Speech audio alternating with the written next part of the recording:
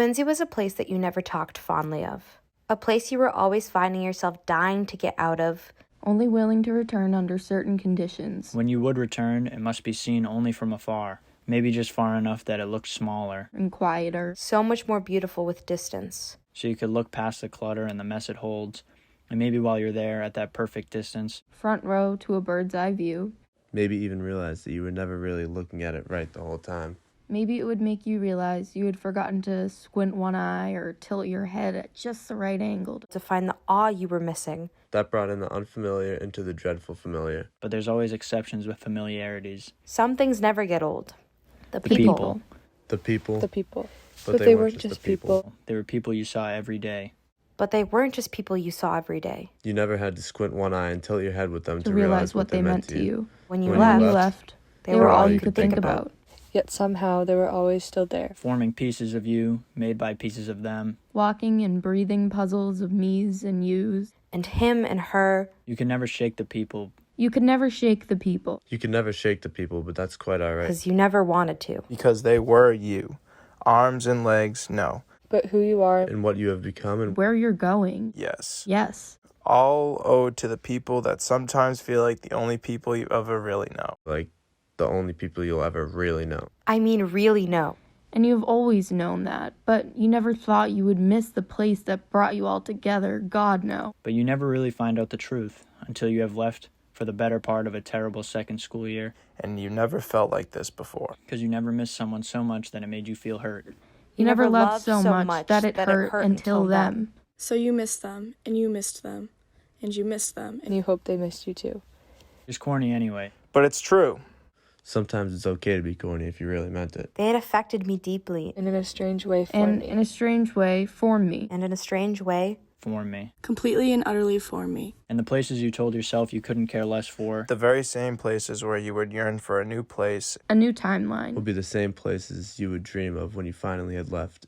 And you owed it to them. And you never thought you would find yourself dreaming of Quincy. Or find yourself wishing you were 14 again. Wishing for 2:15 to Ashmont bus rides. Because Anna let her shitty boyfriend drive Mom's car.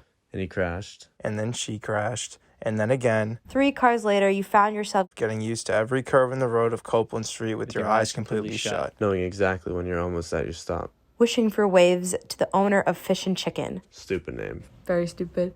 If you were really from West Quincy, it was Jack's. And no one knew why, because there was never a Jack. Never once a Jack. But it felt right anyway. He would tell you to take some ice cream before work, only if you didn't forget to give your grandfather his regard. But you never did remember to pass along the message. You were too busy, wishing you were 16 again. You were too busy wishing you were 16 again. So you could see the regular at work. Who happened to be a regular at Sunday dinners. Who also happened to be regularly tempered. She would always greet you with a smoldering hug. And come behind the counter even though she wasn't supposed to. But she was that kind of person who could do stuff like that and strangely never be questioned. Because not only did she think rules didn't apply to her for some reason, we all thought the same. She was just like that. Loud and accompanied with unspoken rules. And she would comment on your hair or how it was nicer when you braided it or straightened it. Or when it was pinned back. Let me see your eyes. While pointing out the way your clothes would hang. And how you slouched. Oh, how you slouched. And how she thought the doctor fixed that years ago. All while reminding you of the way she would change your diaper even though you could never forget, and not because you remembered, but because of how often she'd tell you. And she will steal a loaf of bread on her way out. But she was classic, so it never mattered. And maybe Maddie would pick you up that day. Maybe she would ask for Mike. Who always brought Lava, really, his name is Kevin, who always brought Skib, short for Skabilio, and you cannot leave out Iris and Shane. Iris would get mad. Sorry, Iris. And Meg said she would meet us wherever we decided to go, because she's already out. And seen half of the city today on her one day off from work. But she'll get Liv on the way, because she was by the beach already.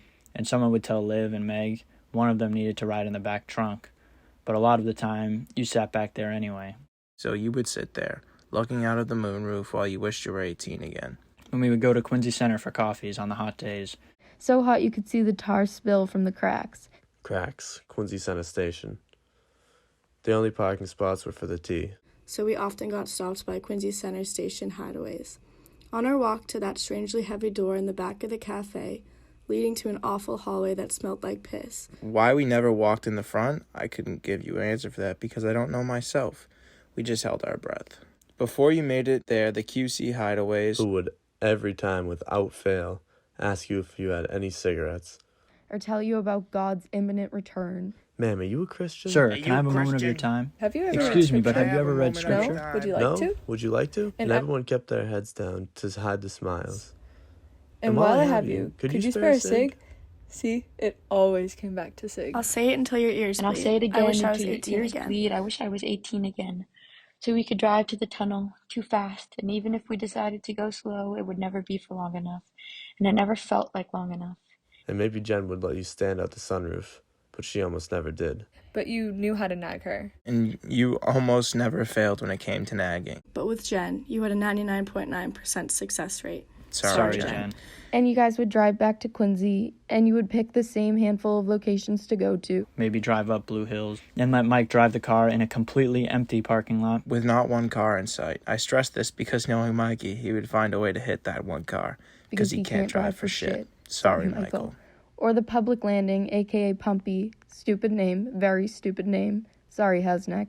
I can say sorry to House Neck because it is the most absurd place I've ever been to.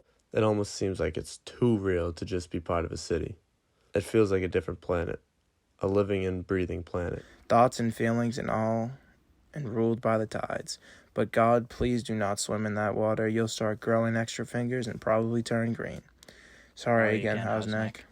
Michael says, the neck could be its own country and probably will be someday. This was often followed by a reminder that the neck used to be the flounder capital of the world.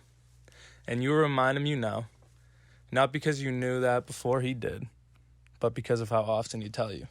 And when they all would drive you home, you listened to the same complaints complaints about how far your house is from everything that wasn't anything to us. And also way too close to the bordering town. Town, not city. And Quincy is a city, and no one would ever let you forget that. But you would never forget anyway. And they would drop me off and drive to their houses on C Street by the ocean.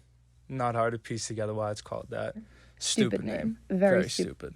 Sorry, Kevin. Sorry, Kevin. Wishing you were 19 again, so you all never had to leave each other's sides. And no one quite knows how much you miss them, no matter how much you say it, because their words were my words. Our see you soons, or see you at Christmas breaks, Made you realize that words can't always explain feelings. How they made me feel like I was a kid, energetic and annoying because I don't know how to tell them how much they have affected me. No one knows me like them. I couldn't be me without them, because they showed me how to be me. Completely and utterly me. But that's corny. But it's all right because I meant it. And they made you realize how this strange, very strange place you actually loved very dearly. because they helped you look past the mess it holds.